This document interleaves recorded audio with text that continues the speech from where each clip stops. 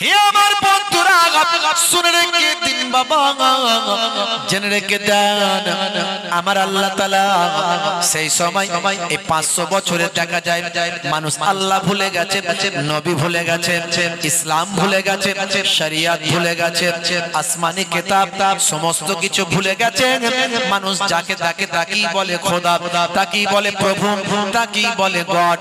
আকাশ, জমিন, চাঁদ, সূর্য নিজেরা ভাই আমার স্ট্যাচু তৈরি করে পাথর দিয়ে, বাবা পাথরের মানুষ তৈরি করে তারা খোদা বলতে লাগে।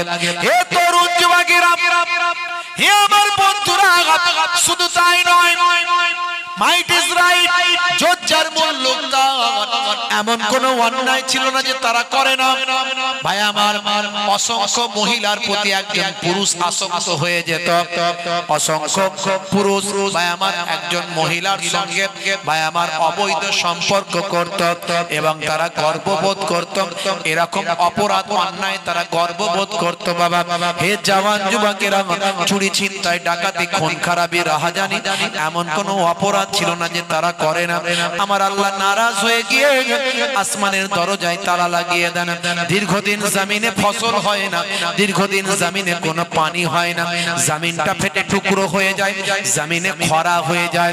মানুষ যখন অপরাধ করে আমার আল্লাহ নারাজ হয়ে গিয়ে তাদের উপর গজব নাজিল করেন। এটা আল্লাহর কোরআন থেকে প্রমাণ পাওয়া যায়, রাসূলের হাদিস থেকে প্রমাণ পাওয়া যায়। আমার আল্লাহ পৃথিবীর মানুষের কৃতকর্মে অপরাধে আমার আল্লাহ নারাজ হয়ে গিয়ে জমিনটাকে ফাটিয়ে দিলেন, জমিনে খরা দিলেন, জমিনে কোনো পানি দিলেন না, ফসল জমিনে দেন না। পৃথিবীর মানুষ হাই পানি হাই পানি হাই পানি করতে লাগলো।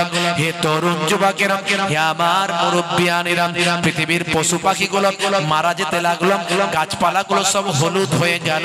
যেদিন আমার আপনার নবী পৃথিবীর জমিনে এলেন, যখন এরকম অনাচার অত্যাচার পাপাচার পৃথিবীর মানুষকে গ্রাস করে নেয়, সেই সময় আমার আল্লাহ তার প্রতিনিধি পাঠান, আখিরি জামানার পয়গম্বরকে পাঠালেন, জগতের শেষ নবীকে পাঠালেন।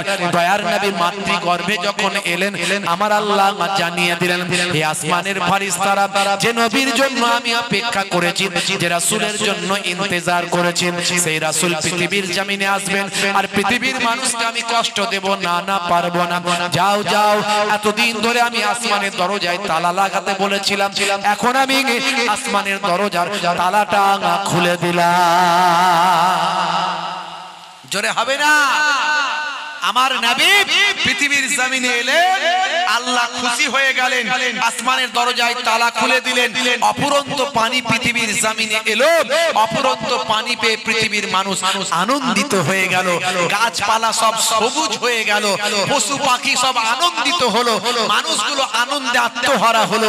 আবার নতুন করে শস্য শ্যামলা ফল ফুলে পৃথিবীর মানুষ পরিশোভিত হলো, ভরে উঠলো। আবার খরা কেটে গেল, পৃথিবীর মানুষ আনন্দে আত্মহারা হয়ে আমার নবী যে বছর পৃথিবীতে এলেন, সেই বছরের নাম দিল জয় এবং আনন্দের বছর। জোরে বলুন সুবহানাল্লাহ। জোরে হবে না? 12 রবিউল আউয়ালে রহমত ওয়ালা নবী এলো রে, সাফাআতের তাজ পরে জামিনে বরকত ওয়ালা নবী এলো রে, এলো রে ভাই এলো রে, এলো রে ভাই এলো রে, কাউসার কাউসার ওয়ালা নবী এলো রে। জোরে হবে না? আরে জোরে হবে না? ওই কুরাইশ বংশের ভিতরে মা আমিনার রেহেমে এলে তুমি নূর জেলে আব্দুল্লাহর ওই বাগানে, ওই বাগানের ফুলকলি, ওই বাগানের ফুলকলি ফুটলো সারা ভুবনে। 12 রবিউল আউয়ালে রহমত ওয়ালা নবী এলো রে, সাফাআতের তাজ পরে জামিনে বরকত ওয়ালা নবী এলো রে, এলো রে ভাই এলো রে, এলো রে ভাই এলো রে, কাউসার কাউসার ওয়ালা নবী এলো রে। হবে না, হবে না। ওই রাত বলে ও গো প্রভু দাও না আমার মাঝেতে, দিন বলে ও গো প্রভু দাও না আমার বুকেতে,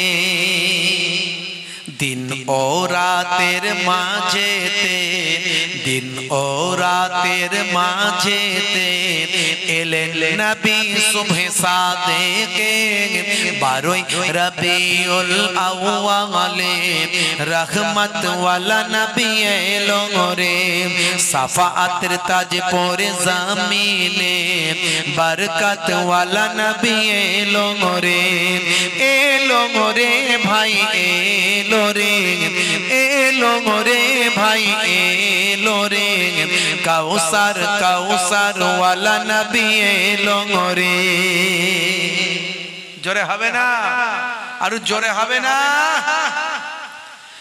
ওই আকাশ বাতাস চন্দ্র তারা খুশিতে তারা মেতেছে, আসমানের হুর ফারিস তারা দেখার তরে উকি মেরেছে।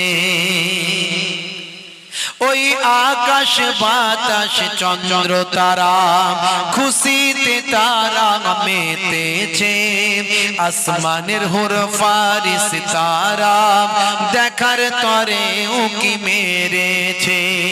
দাদু মুতালিব খুশি হয়ে, দাদু মুতালিব খুশি হয়ে মক্কাবাসীর দাওয়াত করেছে, 12 রবিউল আউয়ালে রহমত ওয়ালা নবী এলো রে, সাফাআতের তাজ পরে জামিনে বরকত ওয়ালা নবী এলো রে, এলো রে ভাই এলো রে, এলো রে ভাই এলো রে, কাউসার কাউসার ওয়ালা নবী এলো রে।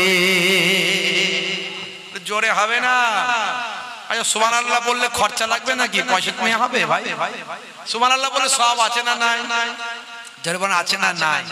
একটু জোরে সোরে দেন না বাপ, আপনারা মিছিল ফিছিলে বেরোবেন নাকি? এইদিকে ভোট ফোট মিছিল ফিছিল হয় তো নাকি? ইনকিলাব জিন্দাবাদ, লড়তে হবে লড়তে হবে, হ্যাঁ দাদা জিন্দাবাদ দিদি জিন্দাবাদ সব হয় না? হয় না, হয় তো নাকি? স্লোগান দিয়ে প্র্যাকটিস নেই আপনাদের? একটু গলা ছেড়ে দেন না। কিনা আপনারা বলুন হুজুর আমরা কোনোদিন ওসব করি না, তো করেন না ভালো, কিন্তু দুনিয়াদারি করতে গেলে দুনিয়ায় ভোট আপনাকে দিতে হবে, বুঝতে পারছেন? তো আপনারা নিশ্চয়ই কেউ না কেউ তো বেরোন বা না বেরোন, না বেরোন, কিন্তু আল্লাহর স্লোগান দিন। দুনিয়ার স্লোগান দিতে আমি বলছি না, আল্লাহর স্লোগান দিলে আল্লাহ খুশি হবে না? হবে না? হবে না? হবে না? একবার জোরে সোরে তাকবীরের ধ্বনি দেওয়া যাবে না? নারে তাকবীর! খুব চালাক লোক এখানকার লোক, খুব চালাক। হুজুর তুই যত বলবি বল, আমরা কান করেছি হাওড়ার পর, বুঝতে পারছি? হুজুর যত চাতাবে চাতাবে, আমরা চাতাবো না, গলা বসিয়ে লাভ নাই, কথা ঠিক না? হুজুরকে আমরা দাওয়াত করেছি, হুজুরের গলা বসাতে হবে, কিন্তু আমরা বসাবো। আচ্ছা বলেন, আল্লাহু আকবার বলতে গিয়ে যদি গলা বসে যায় তাতে কোনো লোকসান হবে? জোরে হবে? সত্যি মন থেকে বলছেন? মন থেকে? তাহলে আওয়াজ দিয়ে দেখান দেখি, দেবেন তো? 100 স্পিড হবে তো? দেখি কেমন দিতে পারে। নারে তাকবীর! 30% লোক আওয়াজ দিয়েছে, 70% লোক বলছে কানার কিবা দিন কিবা রাত। কথা ঠিক না? না না, আপনারা ভালো মানুষ, কানা বললে লোকের রাগ হয়ে যায়, তাহলে বলতে হবে হাতি মরলেও লাখ টাকা, বাঁচলেও লাখ টাকা। এই হাতি বললে খুশি হয়ে যাবে।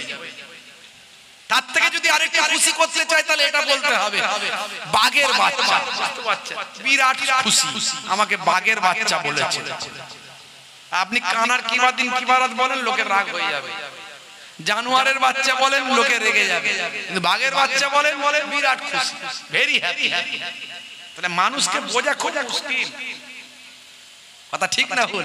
তো একবার জোরে সোরে তাকবীর দিলে লস নাই বাপ। আল্লাহর নামে স্লোগান, দুনিয়াতে স্লোগান হয়তো দিয়েছে, জানি তা নয়, দিয়েছে।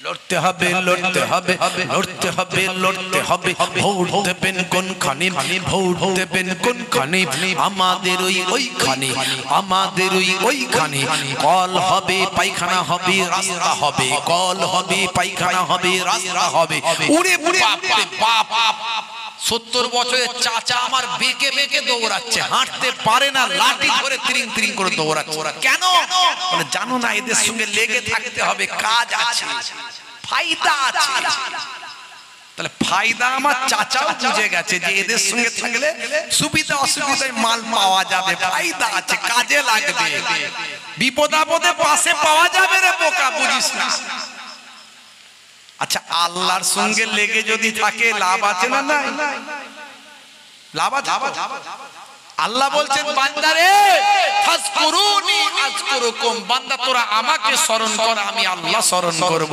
একবার জোরে জোরে তাকবীর দিয়ে আল্লাহকে স্মরণ করেন গলা ছেড়ে অন্তর থেকে আল্লাহ সব দেখছেন অন্তরের খবর জানেন নারে তাকবীর 60% লোক আওয়াজ দিয়েছে 40% আওয়াজ দেয়নি বুঝতে পারছেন আর বলবো না আর বলবো না হয়ে গেছে তোমাদের কোঠা শেষ হে তরুণ যুবকেরা ভাইরা আমার মুরব্বিয়ানিরা আমার মানুষ যখন অন্যায় অত্যাচারে লিপ্ত থাকে অপরাধ যখন মানুষকে গ্রাস করে নেয় আমার আল্লাহ যুগে যুগে আল্লাহর পক্ষ থেকে প্রতিনিধি পাঠান হে তরুণ যুবকেরা হে আমার বন্ধুরা হে আমার মুরব্বিয়ানিরা আমার আপনার নবী এলেন আরবের বুকে মানুষ যখন অন্যায় অত্যাচারে লিপ্ত ছিল মানুষকে হেদায়েত করলেন মানুষকে সুপথগামী করলেন যুদ্ধ বন্ধ করে দিলেন নারীদের সম্মান দিলেন ভাই আমার ছোট্টবেলায় কন্যা সন্তানের জন্ম হলে আরবের মানুষের মধ্যে কুসংস্কার ছিল ভাই আমার শিশু কন্যা সন্তানকে জীবন্ত তারা দাফন করে দিত কারণ তাদের কন্যাকে তারা বড় করলে জামাইয়ের হাতে দিতে হবে শ্বশুরের সম্মান নষ্ট হতে পারে এই চিন্তায় ছোট্টবেলায় ভাই আমার কন্যা সন্তানের জন্ম হলে তারা হত্যা করত আমার আল্লাহ কোরআন মাজিদে তাই জানিয়ে দিয়েছেন হে দুনিয়ার মানুষ শুনে রেখে দাও কাল কিয়ামতের দিনে ওই সমস্ত কন্যা সন্তানগুলোকে তুলে আল্লাহ জিজ্ঞাসা করবেন তোমাদেরকে কোন অপরাধে হত্যা করা হয়েছে হে জওয়ান যুবকেরা হে আমার মুরব্বিয়ানেরা শুনে রেখে দাও জেনে রেখে দেন আমার আপনার নবী এসে নারীদের সম্মান বাড়ালেন নারীদের ইজ্জত বাড়ালেন আমার আপনার নবী এসে যুদ্ধ বন্ধ করলেন খুন খারাপি বন্ধ করলেন যারা নারীর সতীত্ব হরণ করত তারা নারীর সতীত্বের পাহারাদার হয়ে গেল যারা চুরি চামারি করত তারা চোর যাতে চুরি না করতে পারে তার জন্য রুখে দাঁড়ালো যারা বাবা বেনামাজি ছিল নামাজ কালাম করতো না তারা আজান দেওয়ার সঙ্গে সঙ্গে মসজিদে গেল আমার আপনার নবীর ওসিলায় পৃথিবীর মানুষের কাছে নূর পৌঁছাতে লাগলো ইসলামের আলোটা পৌঁছাতে থাকলো শান্তি পৌঁছাতে থাকলো ইসলামের সৌন্দর্য ইসলামের ব্রাইটনেস উজ্জ্বলতা পৃথিবীর মানুষকে গ্রাস করতে লাগলো দলে দলে দলে দলে মানুষ আমার নবীর হাতে হাত দিয়ে কালেমা পড়ে ইসলামের ছত্রছায়ায় বিশ্ব নবীর শিষ্য হতে লাগলো বন্ধুরা আমার তরুণ যুবকেরা আমার মুসলমান সেই নবীর উম্মত আমরা আজকে আমরা নবীর আদর্শ কতটা মানি একটু মুখে হাত দিয়ে চিন্তা করো মুসলমানের ছেলে এখন নায়ক গায়কের ভক্ত খেলোয়াড় প্লেয়ারের ভক্ত হ্যাঁ যদি বলা হয় চার ফারিস্তার নাম বলো বিখ্যাত চার ফারিস্তার নাম বলো ওই আজরাইল ফারিস্তা জিবরাইল ফারিস্তা এই দুটো হয়তো বলতে পারে বাকি দুটো বলা খুব মুশকিল বুঝতে পারছেন যদি বলে হয় ভারতের চারজন ক্রিকেটারের নাম বলো ফাটাফাট বলবে বিরাট কোহলি হরভজন সিং রোহিত শর্মা তারপরে আপনার ধোনি আরো কি সব নাম আছে ফাটাফাট বলবে চার ফারিস্তার নাম আমরা জানলাম না, 10 জন নবীর নাম বলতে পারলাম না। হে তরুণ যুবকেরা, নামাজের তাশাহুদে আত্তাহিয়াত মুখস্থ করতে পারলাম না, দোয়াই ইউনুসটা কি জানলাম না, দোয়াই মাসুরা জানলাম না, আয়াতুল কুরসি আমরা পড়তে পারলাম না, কোরআন মাজিদ একবার খতম করলাম না, কোরআন মাজিদের ভিতরে কি আছে লক্ষ্য করলাম না, বিশ্ব নবীর জীবনীটা একবার পড়লাম না। মুসলমান আজকে শাহরুখ খানের ভক্ত হলে, সলমান খানের ভক্ত হলে, হাতে বালা কানে দুল, হাতে বালা কানে দুল, মাথার সামনের চুলটা পেছনে এসে গেল চুল, সামনের দিক থেকে নিয়ে আসলে পেছনে চুল, হাতে বালা কানে দুল, সেই চুলটাকে আবার ব্যান্ডিং করে করে বলছো তোরা যা করছিস সব বেটা ভুল। এটা কার স্টাইল? বলে শাহরুখ খানের লেটেস্ট ভার্সন। উনি সর্বনাশ, সামনের চুলকে পেছনে নিচে বেঁধে দিয়েছে আবার ভালো করে, বুঝতে পারছো কার স্টাইল রে ভাই? বলছে এটা তুমি বুঝবে না, এটা শাহরুখ খানের নিউ স্টাইল, নিউ ভার্সন। মুসলমানের ছেলে হাতে ঘড়ি পরলেই তো সৌন্দর্য হয়, আবার ঘড়ি পরবে না ব্রেসলেট পরবে কেন রে ভাই? বলছে এটা সলমান খানের স্টাইলটা। তোমার সলমান খান এখন আর বাইরে বেরোতে পারছে না, খবর নিয়ে দেখেছো? মুসলমানের ছেলে তোমার সলমান খান এখন আর ঘর থেকে বেরোতে পারছে না। গ্যাংস্টার গ্যাংস্টার লরেন্স বিষ্ণুই জেলের ভিতর থেকে এমন জাল বিছিয়েছে, দাউদ ইব্রাহিমকে বলবে সরে যা। ভারতবর্ষের মিডিয়া দাউদ ইব্রাহিম দাউদ ইব্রাহিম দাউদ ইব্রাহিম করে জিকির করছিল, সে যে কোথায় চলে গেল তার কোনো খবর নাই। ও দাউদ ইব্রাহিম গায়ে একটু গন্ধ ছিল বলে বেশি বেশি জিকির করেছে, এখন আর বেশি বেশি জিকির করছে না, গায়ে গন্ধ নাই। বুঝতে পারছেন? লরেন্স বিষ্ণুই অল্প কিছুদিন আগে ভাইরা আমার বোম্বাইয়ের বুকে বিখ্যাত পলিটিশিয়ান একজন বিখ্যাত রাজনীতিবিদ, এমএলএ, নেতা, মন্ত্রী বাবা সিদ্দিককে গুলি করে হত্যা করেছে, মেরে ফেলেছে। বুঝতে পারছেন? এমন নেটওয়ার্ক জাল ওই আপনার জেলখানার ভিতর থেকে ওই লরেন্স বিষ্ণুই এমন ছক কষেছে, তাকে নিয়ে পেরেশান, কিন্তু মিডিয়ায় অত আলোচনা নাই। বাচ্চা বাচ্চারা সবাই দাউদ ইব্রাহিমকে চেনে, কিন্তু লরেন্স বিষ্ণুইয়ের নাম জানে না। কিন্তু লরেন্স বিষ্ণুই আধুনিক টেকনোলজি নিয়ে অপরাধের জাল বিস্তার করছে, অপরাধের জাল আধুনিক টেকনোলজি নিয়ে বিস্তার করছে। জেলের ভিতরে বসে বসে সেখান থেকে তার দলের সদস্য তৈরি করছে, তার দলের সংগঠন বাড়াচ্ছে, তাদেরকে বলছে তোমাদেরকে ইনকাম দেওয়া হবে, বড় ব্যবসায়ী বানানো হবে, বিদেশে কাজে পাঠানো হবে, এই বলে সেই নেটওয়ার্ক জাল তৈরি করে সেখান থেকে সংগঠন তৈরি করে ওখান থেকে অর্ডার করছে অমুক জনকে গুলি করো, সেখান থেকে গুলি করে দিচ্ছে। বাবা সিদ্দিক ভাই আমার, বাবা সিদ্দিক খান সে কিন্তু ম্যান হিসাবে গুড, তার রেকর্ড আছে, সে কিন্তু ভালো ভালো অনেক কাজ করেছে। এই ভালো মানুষটাকে মেরে ফেললো কেন জানেন? একটা উক্তিতে পাওয়া যাচ্ছে যে লরেন্স বিষ্ণুই এই জন্য নাকি বাবা সিদ্দিক খানকে হত্যা করেছে। বাবা সিদ্দিক খান হলো সলমান খানের বন্ধু। হে যুবক, তুমি সলমান খানের ভক্ত হয়েছো, শোনো তোমার জন্য বলছি, তোমার জন্য বলছি, শোনো এসব তথ্য খোঁজ খবর রাখো, তবে তো পাবে। সলমান খান আজ থেকে বিগত প্রায় 10-12 বছর আগে জঙ্গলের ভিতরে শুটিং করতে গিয়ে একটা কৃষ্ণসার হরিণকে হত্যা করেছিল, যে হরিণটাকে বিষ্ণু সম্প্রদায়ের মানুষেরা দেবতা মনে করে। তারা তাদের ধর্মের জিনিস মনে করে, কারণ তাদের কাছে সবই ধর্মের জিনিস। বুঝতে পারছো? হরিণটাও ধর্মের জিনিস। কোন দিকে যাবে? এখন সবাই কিন্তু খাসি খায়, বারে খাসিটা কোন ধর্মের কোন জিনিস হয়ে গেলে খাওয়া সবার বন্ধ হয়ে যেত, আর মুরগিটা সবাই খায়। বুঝতে পারছেন? এখন আপনি যেটা খান আপনারটা ধর্মের জিনিস হয়ে গেলেই গেল, আপনার খাওয়া বন্ধ। এখন মেরে ফেলেছে, অন্যায় করেছে। কোন পশুকে মারা উচিত নয়, কোন বন্য প্রাণীকে শিকার করা উচিত নয়। তবে বন্য প্রাণীর থেকে মানুষের দাম বেশি না বন্য প্রাণীর দাম বেশি? কার দাম বেশি?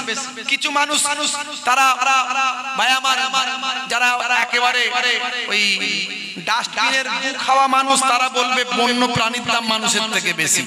কেন রে ভাই? মানুষ নাকি খুব খারাপ। সব মানুষ তো আর খারাপ নয়, মানুষের মধ্যে ভালোও আছে।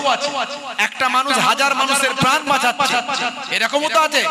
তুমি নিজে খারাপ, তাই তোমার চিন্তা ভাবনা খারাপ। তা সেই বন্য প্রাণীটাকে মেরেছিল বলে, সেই প্রাণীটাকে মেরে তারা খেয়েছিল। সে তো একা খায়নি, সলমান খান খেয়েছে, আরো অনেকে, যদু মধু সদু অনেক ছিল সেখানে। তো সলমান খানের বন্ধু বলে নাকি বাবা সিদ্দিক খানকে হত্যা করেছে। হে যুবক, আমি সলমান খানের গান কীর্তন করছি নি, বলতে চাইছি যে মানুষের দাম কিন্তু পশু পাখির থেকে অনেক উপরে, কারণ মানুষ হলো পৃথিবীর শ্রেষ্ঠ জীব, আশরাফুল মাখলুকাত। আর আজকে তার অবস্থা, সলমান খানকে বলেছে সাবধান হয়ে যাও, তোমাকেও যে কোনো সময় শুট করে দেবে। তার আস্তে পিষ্টে সব পুলিশ। হে মুসলমান, তুমি যার ভক্ত তার ক্যারেক্টারের কথা চিন্তা করো। সে আজকে প্রায় 60 বছরের কাছাকাছি তার বয়স হয়ে গেছে, এখনো যুবক সেজে ঘুরে বেড়াচ্ছে। সলমান খান এখনো যুবক সেজে ঘুরে বেড়াচ্ছে, নায়ক। আর কতদিন নায়ক থাকবে? আর বাচ্চা বাচ্চা ছেলেরা তাকে বলছে হ্যাঁ আমাদের নায়ক জিন্দাবাদ। ওরে তোর বাপের থেকে বড় ওর বয়স, তোর বাপের থেকে বয়সে বড়, ও নায়ক সেজে ঘুরে বেড়াচ্ছে, তোর কাছে বাচ্চা ছেলে সেজেছে। ওর বয়স কিছু কম বেশি 60 বছর। মুসলমান এখনো পর্যন্ত বিয়ে করেনি, তাহলে চরিত্রটা ভাবুন, ক্যারেক্টারটা ভাবুন, তার সারা লাইফটা কেমন করে কাটিয়েছে। আর তুমি তার ভক্ত হলে তোমার লাইফটা কোন দিকে যাবে? ভক্ত যদি হতে হয়, নবীর ভক্ত হও। আমার নবী এসে আরবের পরিবেশকে বদলে দিলে। যারা অবৈধ ক্রিয়া কর্মে লিপ্ত ছিল, তারা আর অবৈধ কাজ, অন্যায় কাজ ছেড়ে দিয়ে নবীর কাছে এসে তওবা করল। যারা খুন, অশান্তি, ভাই আমার মারপিট, দাঙ্গা হাঙ্গামায় ব্যস্ত ছিল, 40 বছর 50 বছর ধরে যুদ্ধ চলতো, সব যুদ্ধ নবী আমার বন্ধ করে দিলেন। তাই তো আজকে পৃথিবীর বড় বড় অথার পণ্ডিতেরা, নায়ক গায়ক, খেলোয়াড়, player, Cassius Clay, Tyson, Gary Miller, Jennifer, Michael Jackson, ইলিমা প্রিয়াঙ্ক, তারা আজ সব বিশ্ব নবীর, দয়ার নবীর, আখিরি জামানার পয়গম্বরের তারা সব শিষ্য হয়ে গেছে। মুসলমান, তুমি সেই নবীর শিষ্য হতে পারলে না বাপ। এখনো সময় আছে, আখেরি জামানা যদি বাঁচতে চাও, আজ থেকে প্রতিজ্ঞা করো আমি সেই নবীর শিষ্য হব, আমি সেই রাসূলের শিষ্য হব। হে তরুণ যুবকেরা, হে আমার বন্ধুরা, শুনে রেখে দিন বাবা, জেনে রেখে দেন হে মুসলমান, সেই নবী এসেন পৃথিবীর মানুষকে হেদায়েত দিতে লাগলেন। সেই নবী এসেন পৃথিবীর মানুষকে অপরাধ মুক্ত করলেন। সেই নবী এসেন পৃথিবীর মানুষকে বুঝিয়ে দিলেন তোমরা এক আল্লাহকে বিশ্বাস করো, আল্লাহর নির্দেশগুলো মেনে চলো, আল্লাহর সঙ্গে কাউকে শিরক করো না, আল্লাহর সঙ্গে কাউকে অংশী করো না। হে তরুণ যুবকেরা, প্রত্যেকটা নবী, প্রত্যেকটা পয়গম্বর, প্রত্যেকটা আউলিয়ায়ে কেরাম, প্রত্যেকটা আলেমে হাক্কানি দুটো জিনিস পৃথিবীর মানুষের কাছে প্রচার করে। এক নাম্বার হলো ওয়াবুদুল্লাহ, তোমরা আল্লাহর ইবাদত করো। ইবাদত হবে কার? জোরে বলেন কার? ইবাদত কার? আল্লাহ। হে জওয়ান যুবকেরা, তোমরা আল্লাহর ইবাদত করো, ওয়ালা ইউশরিক বিল্লাহ, আল্লাহর সঙ্গে শিরক করো না, আল্লাহর সঙ্গে সমতুল্য সমকক্ষ করো না, আল্লাহর সঙ্গে অংশী করো না। যেখানে আল্লাহর সঙ্গে শিরক করা হয় সেখানে যেও না। যারা আল্লাহর সঙ্গে কাউকে অংশী করে তাদের সাপোর্ট করো না, তারা তাদের মতো করে, তুমি তোমার মতো আল্লাহকে মানো। তাদের সঙ্গে দ্বন্দ্ব করো না, ঝগড়া করো না। হে তরুণ যুবকেরা, অন্যের ধর্মকে আঘাত করো না, অন্যের ধর্মকে খারাপ বলো না, গালমন্দ দিও না, কারণ সেও তো তোমার ধর্মকে গালমন্দ করবে।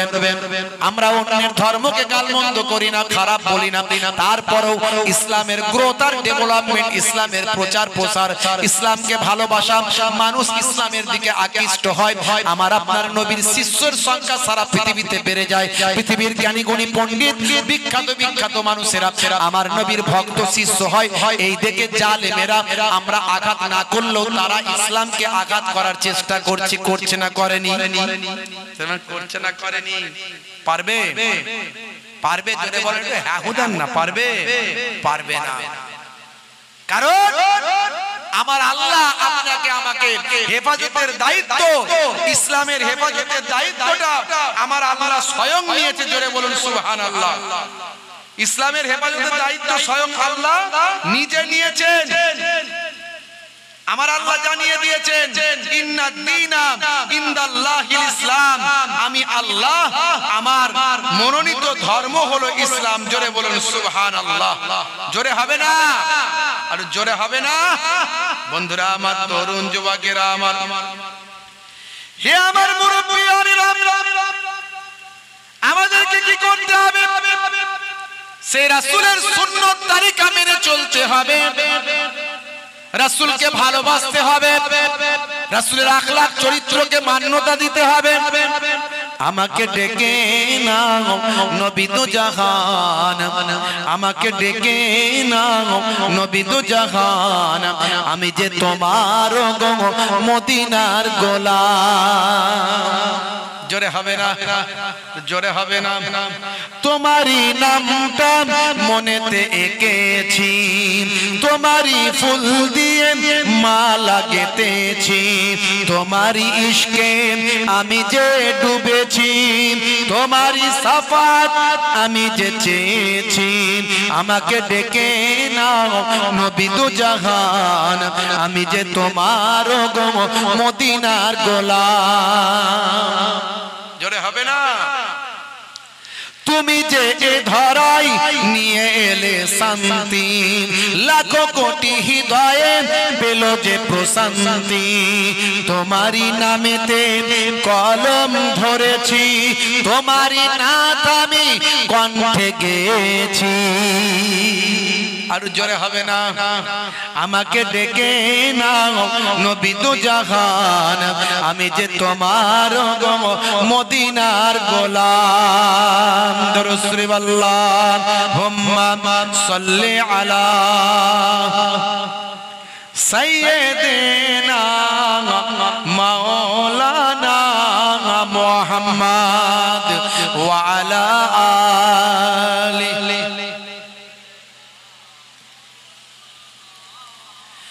হে তরুণ যুবকেরা, সেই নবী পৃথিবীর মানুষকে হেদায়েত করতে লাগলেন।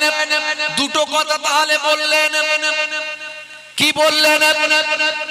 একটা হলো ওয়াবুদুল্লাহ, আল্লাহর ইবাদত করো। দুই নাম্বার হলো ওয়ালা ইউশরিক বিল্লাহ, আল্লাহর সঙ্গে শিরক করো না। এক নাম্বার আল্লাহর ইবাদত, দুই নাম্বার আল্লাহর সঙ্গে শিরক করো না। প্রত্যেকটা নবী রাসূল ওলিয়া উলিয়ারা এই দুটো বাণী প্রচার করতে শুরু করলেন। যত এসেছেন আলেম ওলামারা এই দুটো বিষয়ের উপর আলোচনা করে। আমি যে এই 2 ঘন্টা আলোচনা করছি, এই বাবা এই যে এতক্ষণ আলোচনা করছি, দুটো উদ্দেশ্য নিয়ে আলোচনা করছি। একটা হলো ওয়াবুদুল্লাহ, আল্লাহর ইবাদত করতে হবে। দুই নাম্বার হলো ওয়ালা ইউশরিক বিল্লাহ, আল্লাহর সঙ্গে অংশী করা যাবে না, অর্থাৎ ঈমানকে মজবুত করতে হবে। আপনাকে ঈমানদার হতে হবে। আল্লাহ এক, অভাব শূন্য, শরীক নাই, শিরক করা যাবে না। মান ইউশরিক বিল্লাহি ফাকাদ হারামাল্লাহু আলাইহিল জান্নাহ। সমস্ত নবীদের মানতে হবে, ফারিস্তারা আছেন মানতে হবে, আসমানি কিতাব যত আছে মানতে হবে, কিন্তু চূড়ান্ত কিতাব কোরআন মাজিদ কেবল গ্রহণ করতে হবে, অন্য আসমানি কিতাব গ্রহণ করা যাবে না। বিশ্বাস করবেন সত্য, কিন্তু গ্রহণ করা যাবে না। এই জন্য যে আগের আসমানি কিতাবগুলোতে মুখস্থ করার সিস্টেম ছিল না, তাই সেখানে পণ্ডিতেরা ভেজাল মিশিয়ে দিয়েছে। কিন্তু কোরআন মাজিদ ভেজাল দেওয়ার ক্ষমতা কারো নাই। আছে যেমন আছে, যদি আগুন লেগে ধ্বংস হয়ে যায় পৃথিবীর সব বইয়ের দোকান, তবু বিশ্ব থেকে হারাবে না পবিত্র কোরআন। করবে কেমন করে কোরআন ধ্বংস? আগুনের হতে আছে বিশ্বে ভরা অগণিত কোরআনে হাফেজ, তারা ছাপে আসমানি গ্রন্থ, তারা ছাপে আসমানি গ্রন্থ, বাঁচাবে ইসলামের সম্মান, তবু বিশ্ব থেকে হারাবে না পবিত্র কোরআন। এই কোরআন মাজিদ আল্লাহর মনোনীত কিতাব, পৃথিবীর কোন মানুষের লেখা নয়। যদি লেখা হতো তাহলে তার রাইটারের নাম লেখা থাকতো। কোরআন মাজিদের রাইটারের নাম লেখা নাই। পৃথিবীর আল্লাহর মনোনীত কিতাব কোরআন মাজিদ। আর আমার নবীর কাছে পাঠালেন, আমার নবী যদি কোনো কবি হতেন, শায়ের হতেন, কোন লেখক হতেন, আমার নবী যদি প্রথাগত লেখাপড়া জানতেন, তাহলে লোকে বলতো নবী লিখেছে। তাই তৎকালীন যুগে আমার নবীকে আল্লাহ কোন লেখাপড়া শেখানোর ব্যবস্থা করলেন না। আমার নবী তৎকালীন যুগের কোন লেখাপড়া জানতেন না, প্রথাগত লেখাপড়া জানতেন না। আমার আল্লাহ কোরআন মাজিদের মাধ্যমে পৃথিবীর শ্রেষ্ঠ পণ্ডিত বানিয়ে দিলেন। যা নাই জলে, যা নাই স্থলে, তা আমার আল্লাহ আমার নবীকে জানিয়ে দিয়েছেন। আল্লামাহুল বায়ান, বায়ান কথার ব্যাখ্যা মুফাসসিরিনেরা বলেছেন যে আল্লাহ তাকে এমন ইলম দিলেন, বয়ান করার ইলম দিলেন, সে বয়ানের ব্যাখ্যা হলো আসমান জমিন, যা কিছু বাহ্যিক আর যা কিছু গোপন সব বিষয়ের জ্ঞান আমার আল্লাহ আপনার আমার নবীকে দান করলেন। বুঝতে পারছেন আমার নবী কেন তৎকালীন যুগের লেখাপড়া জানতেন না? তার কারণ হলো জালেমরা বলবে নবী কোরআন লিখেছে, জালেমরা বলবে নবী কোরআন লিখেছে। তাই আল্লাহ কোরআন মাজিদে বলেও দিয়েছেন, আপনি তো এর আগে কখনো কোনো কিতাব পড়েননি আর কখনো কোনো কিতাব লেখেননি, আপনি এর আগে কোথাও কখনো লেখেননি আর পড়েননি। তো এই কোরআন আমি আপনাকে দান করলাম, যাতে করে জালেমদের মনে কোনো সন্দেহ না তৈরি হয় যে কোরআন আপনি লিখেছেন। বলুন নাউজুবিল্লাহ। বন্ধুরা আমার, তরুণ যুবকেরা আমার, সে কোরআন মাজিদের আমি যা বলেছি এর আগে অনেক কথা বলেছি।